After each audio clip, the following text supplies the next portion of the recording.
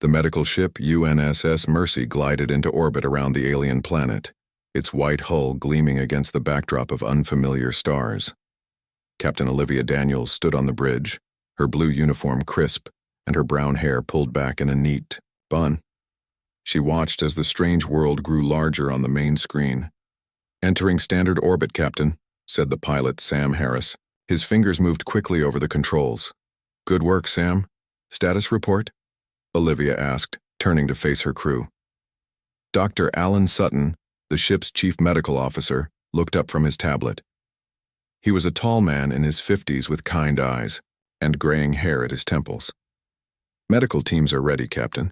We have enough supplies to treat approximately 20,000 patients." Olivia nodded. "Communications?" Peter Warren, a young man with dark skin and sharp eyes, adjusted his earpiece. "The Kraul have confirmed our landing coordinates. They sound grateful." "As they should be," said Kelly Martinez, the ship's xenobiologist. She was examining images of the insect-like Kraul on her screen. "This plague has reportedly killed millions of their people. They're lucky Earth agreed to help." Frank Donovan, the team's combat medic, stood near the exit with his arms crossed. Unlike the others in their white and blue medical uniforms, he wore light body armor with medical patches clearly visible.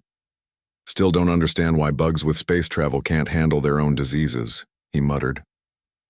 "That's why I'm here," Kelly replied with a small smile. "Their biology is completely different from anything we've seen before. Sometimes it takes an outside perspective." Captain Daniels raised her hand for quiet. "Remember why we're here. This is humanity's first major diplomatic mission since first contact with the Kraul 3 months ago. The UN was clear. We show them the best of what humans can do." The bridge crew nodded in understanding. The UNSS Mercy wasn't just a hospital ship.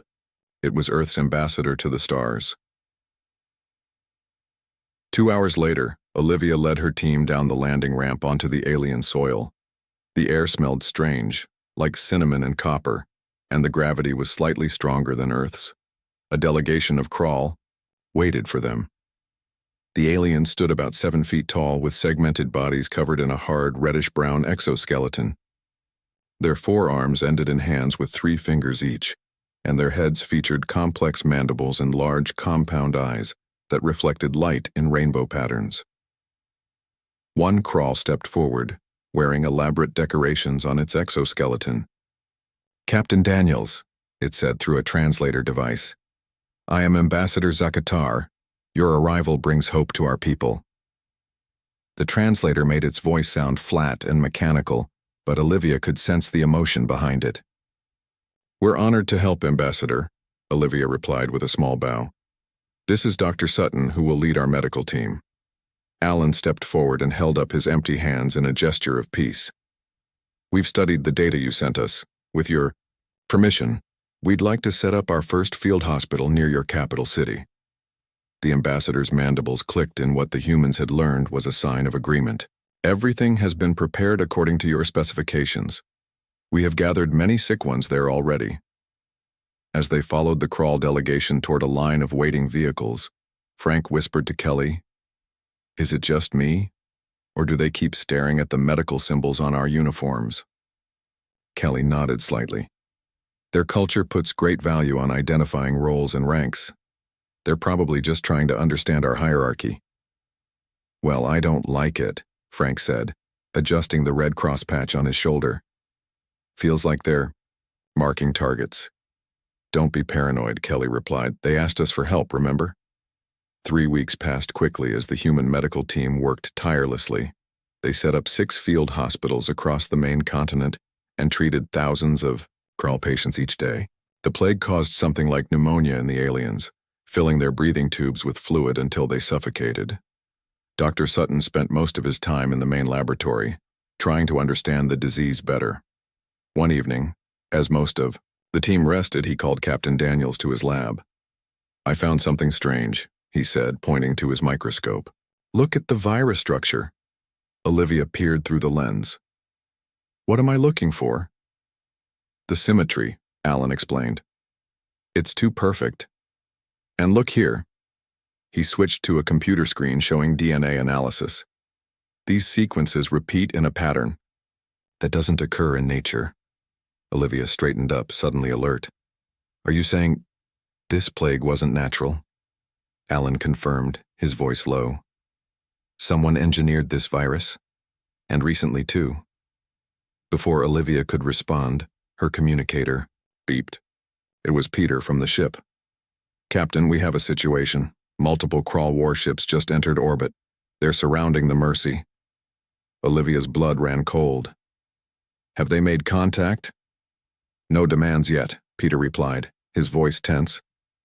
But they've activated weapon systems. I'm on my way back, Olivia said. She turned to Alan. Pack up anything essential.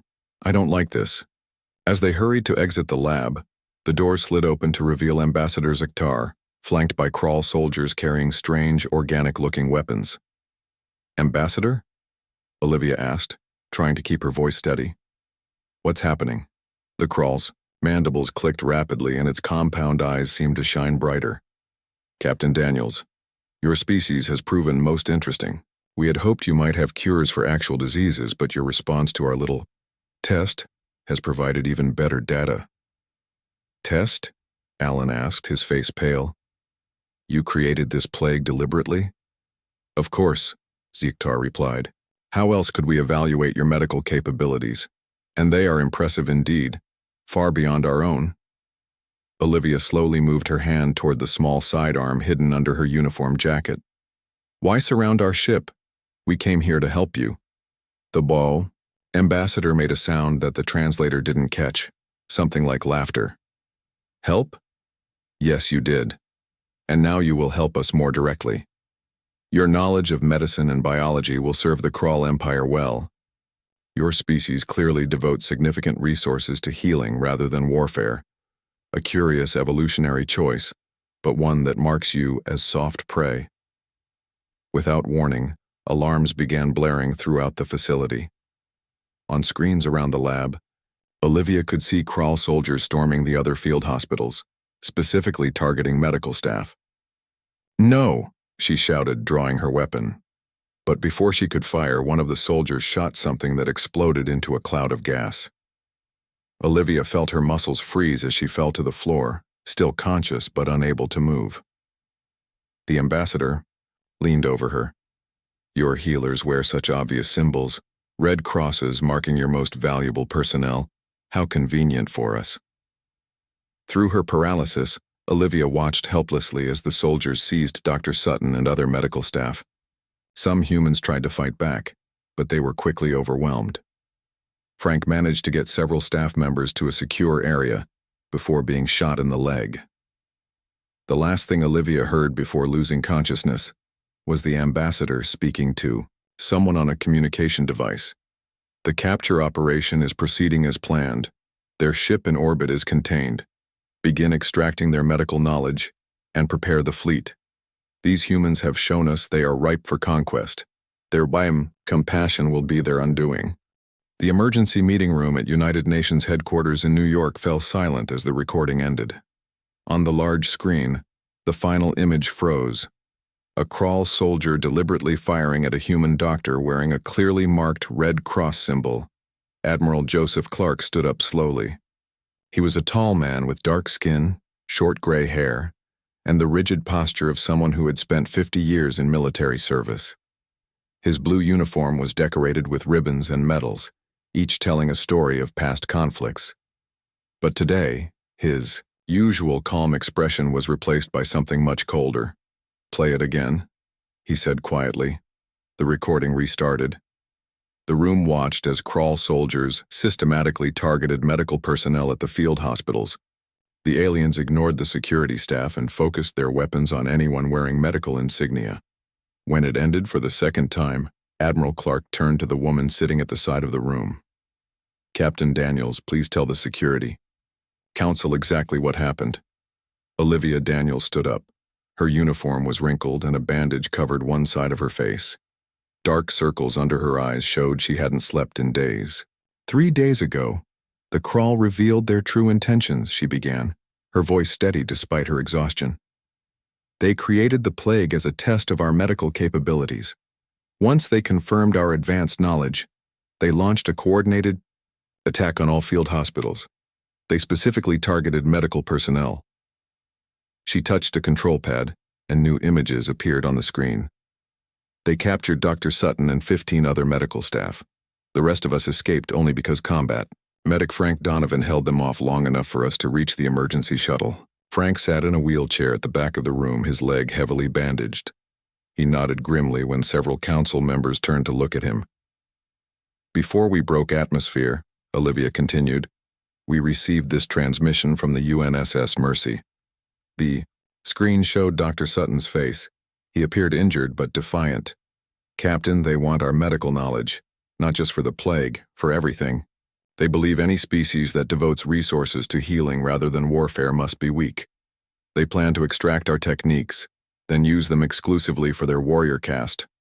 After that, his voice faltered.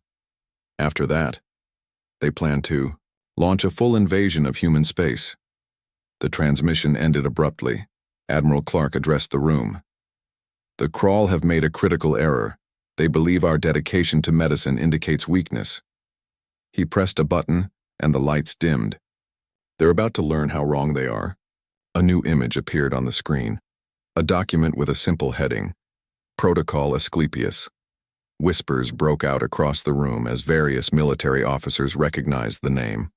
For those unfamiliar, the Admiral explained, Protocol Asclepius was established after the Mars colony crisis 30 years ago, when separatist forces deliberately targeted medical facilities. It outlines our response should any force ever again violate the ancient covenant protecting medical personnel. The UN Secretary General leaned forward. What exactly does this protocol entail, Admiral? Before Clark could answer, the doors to the meeting room slid open. A Crawl entered, smaller than the warriors seen in the recordings and wearing elaborate civilian clothing. That is precisely what my government wishes to know, the Crawl said, its translator making the words sound flat. I am Ambassador Architier. Guards immediately surrounded the alien, weapons raised. Stand down, ordered the Secretary General. The ambassador requested this emergency meeting. The Crawl moved to the center of the room. I must inform you that the actions taken against your medical personnel were not authorized by our civilian government. Warlord Vikatar, the military commander you knew as Ambassador Zektar, has seized control of our government. He is my clutch brother, but I do not share his views. The alien's mandibles clicked rapidly in what the humans recognized as agitation. I come seeking asylum and offering intelligence. The military caste has always believed that any species advanced enough to prioritize healing must be too weak to fight effectively. They see your medical symbols as markers of that weakness. Admiral Clark's expression didn't change. And what intelligence do you offer? The location of your captured personnel, the Crawl replied, and the defensive capabilities of the facilities, where they are held. The room erupted in discussion. Eventually, the Secretary General raised a hand for silence. If this information proves accurate, we could launch a rescue operation. Rescue? Admiral Clark's voice cut through the chatter. Madam Secretary, with all due respect, you misunderstand the situation. This isn't just about rescuing our people. He turned to face the room. The Crawl didn't just attack our personnel. They deliberately targeted healers, people who had come to save their population. They violated the most sacred principle of warfare recognized by every civilized species. Medical personnel are non-combatants. The Admiral gestured toward Frank in his wheelchair. Throughout human history, across thousands of conflicts, one rule has remained constant. Those who wear the Red Cross are there to heal anyone, friend or foe. This symbol doesn't mark weakness. It marks restraint, a choice. He looked directly at the Crawl ambassador. Your brother's faction has mistaken humanity's compassion for weakness. This is a potentially fatal error. The Admiral nodded to his aide, who distributed tablets to each council member. I'm not asking for permission to rescue our people.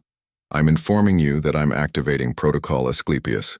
These tablets contain the operational details. As the council members read, their expressions changed from confusion to shock. This is One member began, then stopped, unable to find words. Precisely appropriate, Admiral Clark finished. The Krawl have broken a covenant that predates our journey to the stars. Now they will learn why we protected our healers so carefully, all these centuries. He pressed another button and a new image appeared, a modified version of the medical Red Cross, now circled and bearing the words, "You had your chance," beneath it. This symbol will now have a new meaning for the Krawl, the Admiral said. Special Operations Commander Grace Williams is already assembling the response team. A woman stepped forward from the shadows at the back of the room. She was of average height with short blonde hair, and moved with a calm precision that made several council members shift uncomfortably in their seats. "The team is ready, Admiral," Grace said. "All personnel have been briefed and have accepted the mission parameters." "What kind of team?" asked the Secretary General. Grace smiled, but the expression didn't reach her eyes.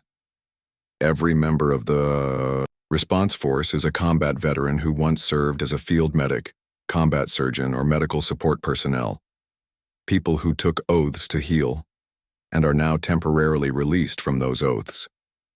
The Krawl ambassador's mandibles clicked rapidly. "I don't understand."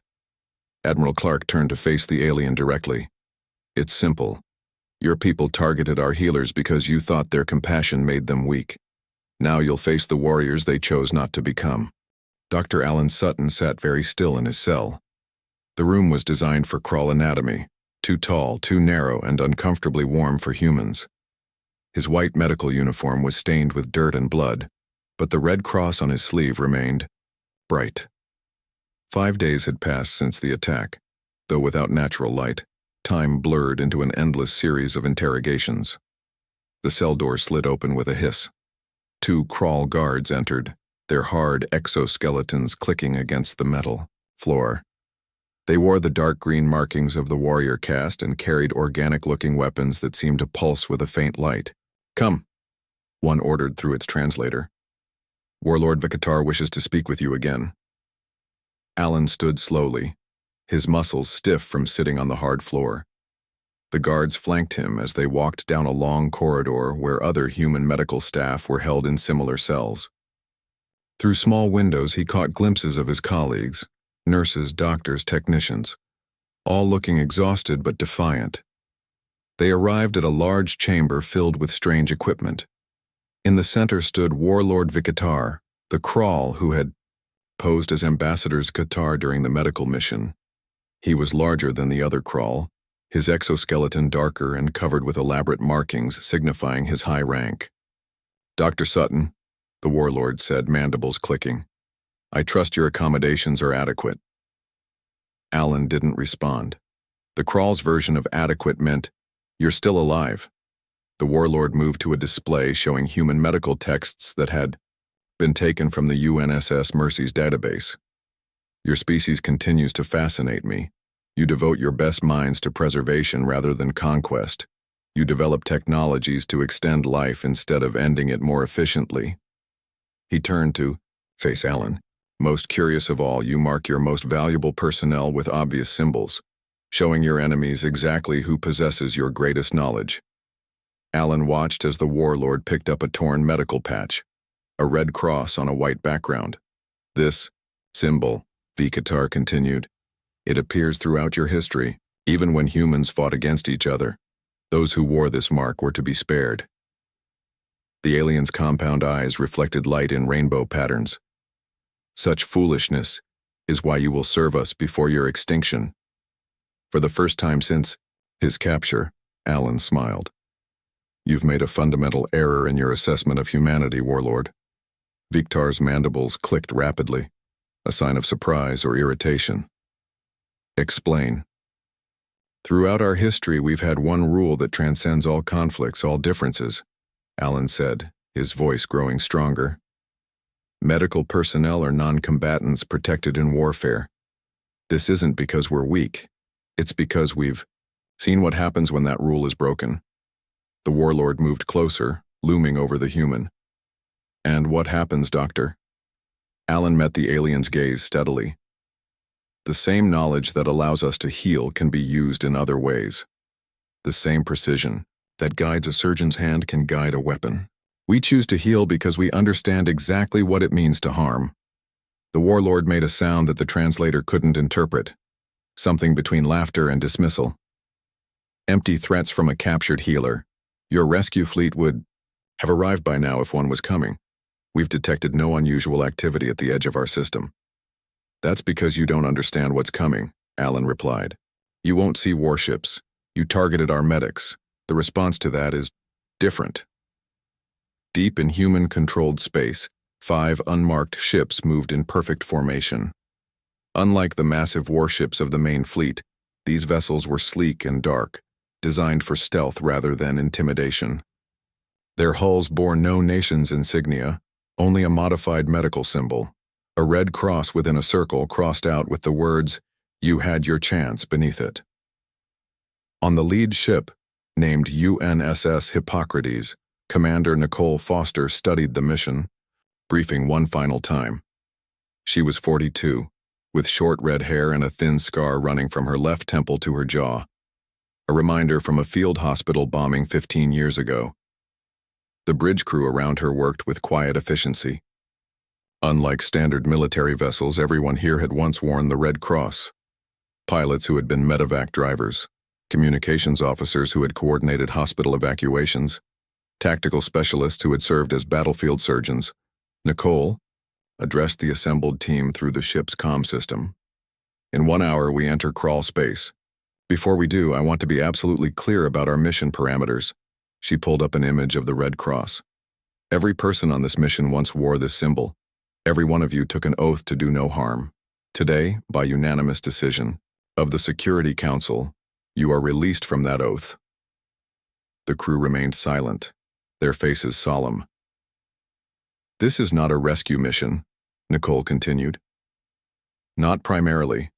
This is Protocol Asclepius, the predetermined response should any force deliberately target medical personnel.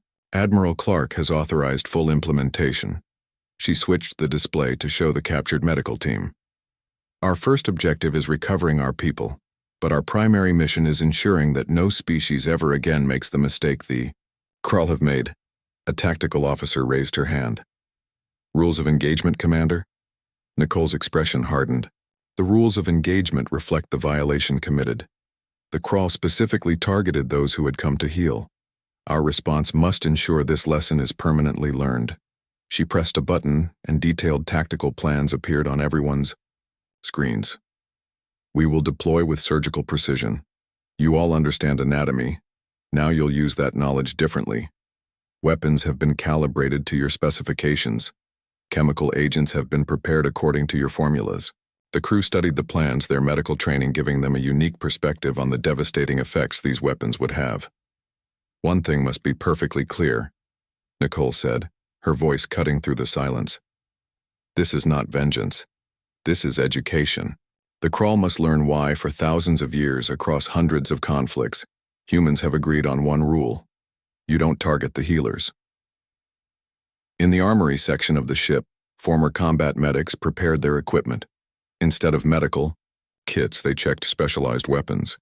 Instead of bandages, they packed devices designed to incapacitate rather than kill. Their tactical gear still bore the Red Cross, but now crossed out, a reminder of what they had been and what they had become.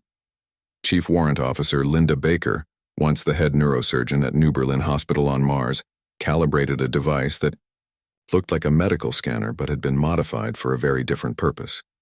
The older woman's hands moved with the same precision they had once used to save lives. "Does it bother you?" asked a younger officer working beside her. "Using our knowledge this way?" Linda didn't look up from her work.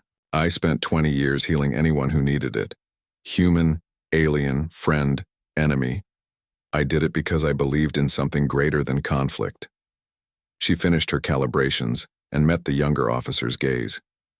The Krall didn't just attack our colleagues. They attacked that belief.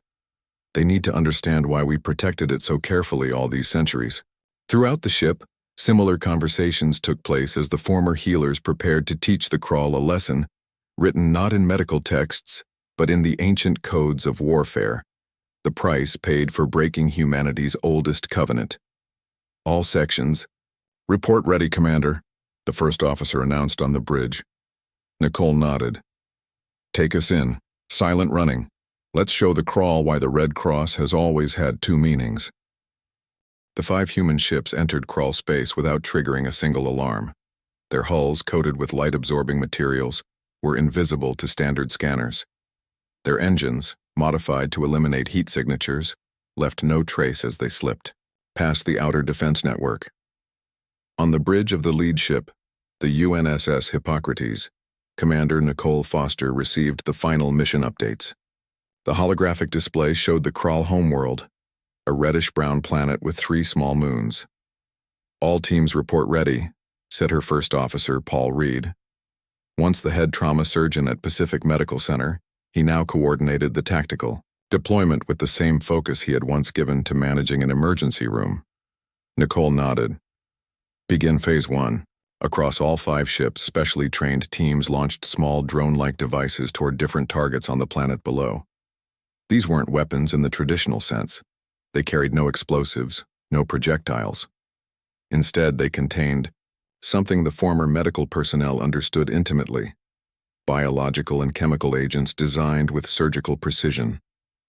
Team Alpha deploying to target military communication centers, reported Sharon Miller, who had once been a virus researcher before the Mars colony crisis changed her path. Estimated time to effect, 30 minutes. Team Beta targeting power. Distribution nodes, said Eric Hayes, formerly a neuropharmacologist. Our paralytic agents are calibrated to affect only the systems in military installations. One by one, each team reported their deployments. Unlike a traditional military operation with overwhelming force, this attack moved through the crawl. Defenses like a carefully administered drug through a patient's bloodstream, invisible until its effects began to manifest.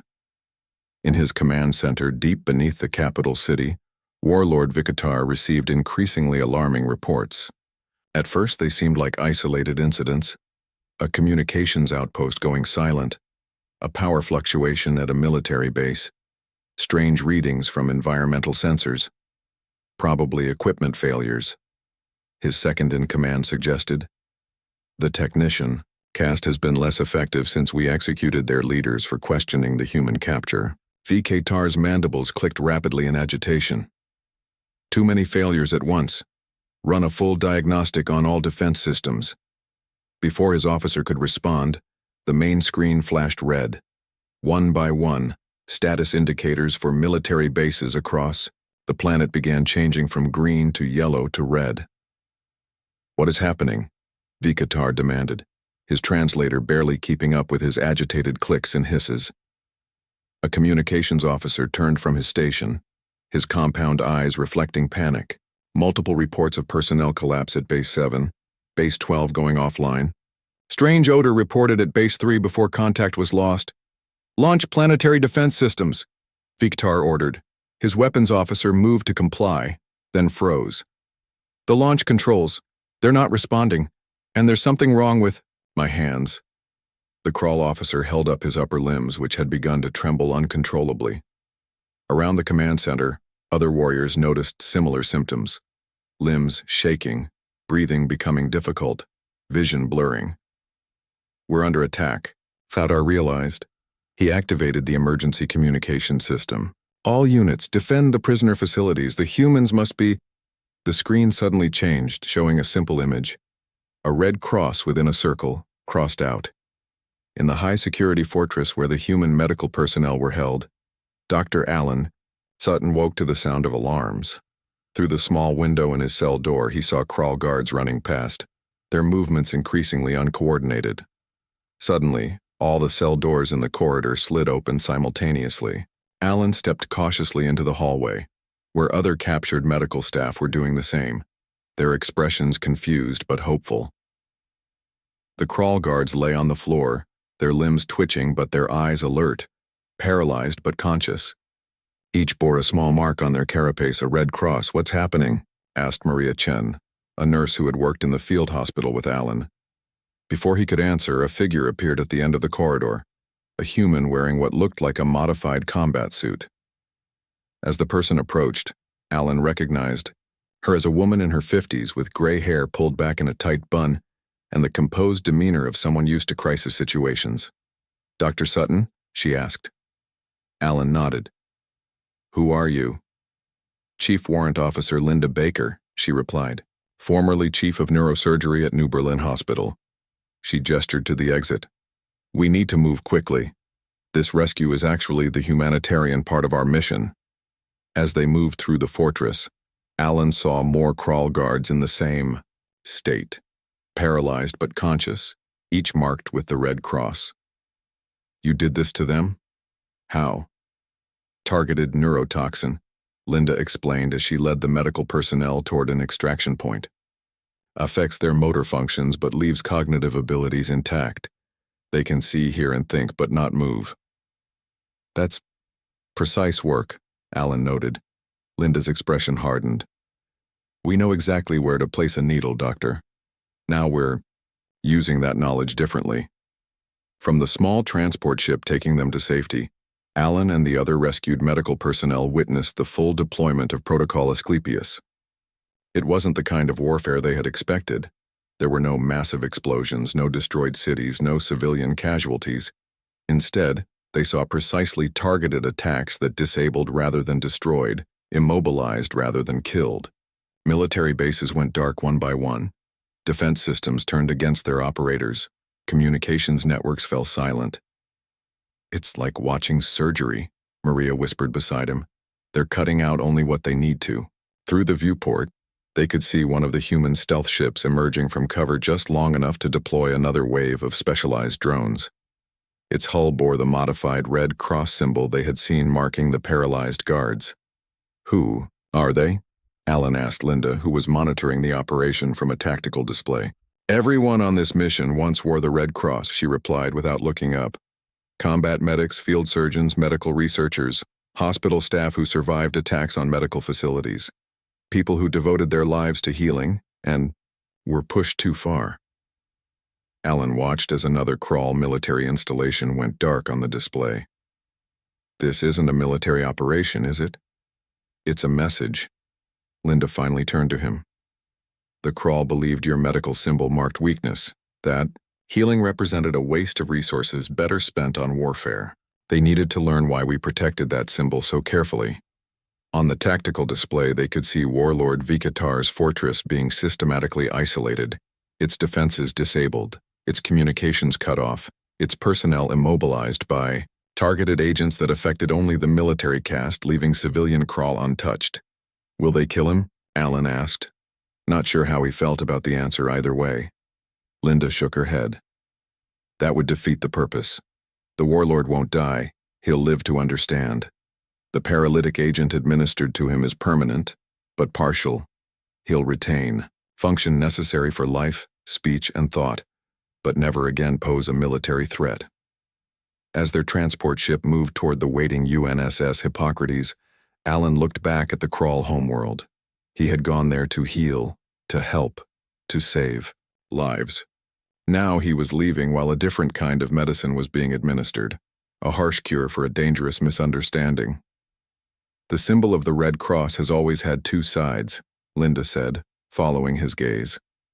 "Mercy freely given, and a price to be paid if that mercy is rejected." 3 months after the crawl incident, representatives from 17 spacefaring civilizations gathered on the neutral space station Genesis. The circular meeting chamber buzzed with different languages as delegates took their seats around a large table. At the center of attention sat Warlord Viktar, now permanently changed. His lower body was paralyzed, his once powerful form supported by a hovering chair. Only his upper limbs, head, and voice functions remained intact, exactly as the human response team had planned. Beside him stood representatives of the new, crawl civilian government, their postures submissive. Admiral Joseph Clark entered, wearing his formal blue uniform. He moved to the podium as the chamber fell silent. "Today, we witness the formal surrender of the crawl military caste," he announced. A document appeared on the screens around the room. "Warlord Vikatar will sign on behalf of the military forces." All eyes turned to the crawl leader. With visible effort, he moved one functioning arm to press his appendage against the document. "Reader, The screen flashed, confirming his genetic signature. Admiral Clark nodded. The terms are simple. The Krall military structure will be reformed under civilian oversight. All aggressive expansion will cease. And most importantly, the Krall will adopt the Terran medical neutrality doctrine. The Admiral's gaze swept the room. Let the events of the Krall incident serve as a reminder to all species who venture among the stars. Humanity's commitment to healing is not a weakness to be exploited, but a choice we make. On the screens, images appeared showing the precision of the human response, how it had disabled the Krall military without a single civilian casualty. The same knowledge that allows us to save a life enables us to end one, the Admiral continued. The same precision that guides a surgeon's hand guided our response. We choose to heal because we understand exactly what it means to harm. From his chair, Vikatar spoke, his translator conveying his clicks and hisses. The lesson has been received. We believed your medical focus showed weakness. We were wrong. He raised his functioning limbs. I will live the remainder of my life. As proof of that error, the new Krall civilian representative stepped forward. We have begun marking our own medical personnel with your Red Cross symbol. It now has meaning across the stars, both as a sign of healing and as a warning. 6 months later, the rebuilt UNSS Mercy glided into orbit around a distant planet where a newly discovered sentient species struggled with a natural pandemic. The ship's hull gleamed white in the light of an unfamiliar sun, the Red Cross symbol prominent, but now surrounded by a protective circle. On the bridge, Captain Olivia Daniels watched the planet grow larger on the main screen. Beside her stood Dr. Alan Sutton, fully recovered from his ordeal and ready to lead another humanitarian mission. First shuttle leaves in 30 minutes, Alan said, checking his tablet. The local government has prepared landing sites as requested. Any concern? Olivia asked, remembering their last mission. Alan shook his head. News of the Krall incident has spread. Our symbol means something different now. In the medical bay, a young Krall doctor named Ticklor prepared equipment alongside human nurses. Part of the peace agreement included medical personnel exchanges, building trust between the species. As the first patients were brought aboard, small furred beings with multiple eyes, a child among them pointed at the Red Cross on Dr. Sutton's uniform and made a fearful sound. The Krall doctor bent down to the child's level. Do not fear, Ticklor said through a translator. That symbol means they are healers. They have come to help. The child's guardian looked nervously at the human doctor. We have heard stories about what happens to those who harm the healers. Alan knelt beside the sick child. Those stories are true, he said gently. But you have nothing to fear. He began examining the child with careful hands. Looking up at the guardian, he added, I took an oath to heal whenever I can. That's what this symbol means first and foremost. He touched the Red Cross on his shoulder. The other meaning only matters to those who forget that. As the UNSS Mercy continued its mission, news spread throughout the galaxy of other human medical ships departing Earth, heading toward crises on newly discovered worlds. Each bore the circled Red Cross on their hulls, a symbol that now needed no explanation. It was both a promise and a warning, representing humanity's greatest virtue and most terrible capacity, unified in perfect balance. A lesson written not just in medical texts, but in the stars themselves. Those who come to heal deserve protection, and those who target healers will face swift and terrible justice.